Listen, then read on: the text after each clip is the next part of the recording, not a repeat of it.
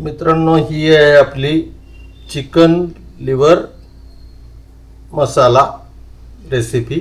तर जर तुम्ही चिकन गरम पाण्यात थोडंसं विनेगर वापरून जर ठेवलं तर हे पूर्णपणे ह्याचा जो स्मेल आहे तो निघून जातो।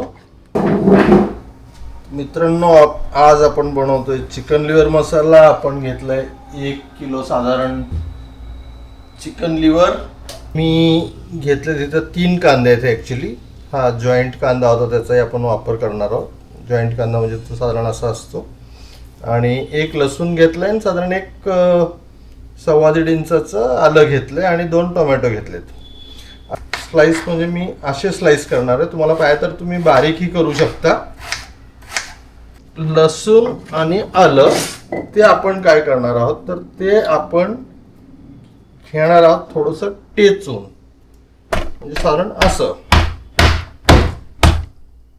आपण आपला चिकन मसाला त्याच्यातच बनवतोय, त्यामुळे तुम्हाला ते दिसत असेल की हे काय आहे। तर ते काय नाही आहे, तर आपण आता तेल टाकलंय त्याच्यात।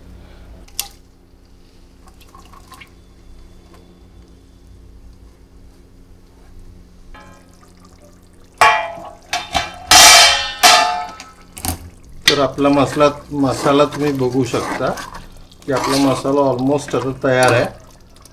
आता आपण काय करूया, आता आपण जे चिकन धुवून ठेवलं होतं ते गरम पाण्याच्या ह्याच्यात ठेवलं होतं। जे चिकन तुम्ही बघू शकता की हे क्लीन झालंय, त्याला कुठल्याही प्रकारचा वास नाहीये। जर तुम्ही व्यवस्थित बघितलं शकता हे चिकन पूर्ण साफ आहे आपलं। आता अशा प्रकारे जर तुम्ही चिकन गरम पाण्यात थोडंसं विनेगर वापरून जर ठेवलं तर हे पूर्णपणे ह्याचा जो स्मेल आहे तो निघून जातो आणि पोरं किंवा घरातली कुठलीही मंडळी आवडीने खातात। तर तुम्ही बघू शकता की आपला चिकन लिव्हर मसाला तयार झाला आहे। आपल्याला जी तर्रीवाली ग्रेव्ही पाहिजे होती ती झालेली आहे, जी हॉटेलसारखी लागती।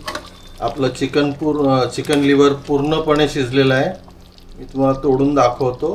हे जे चिकन आहे ते बघा, ते पूर्ण व्यवस्थित तुटतंय त्यामुळं, आणि हे पूर्ण पीस ठेवलेले आहेत। आता हा मोठा पीस आहे, हाही तोडून दाखवतो तुम्हाला। बघा व्यवस्थित तुटतोय, म्हणजे आपलं चिकन लिव्हर जे आहे हे बघू शकता तुम्ही, ते व्यवस्थित तुटलेलं आहे।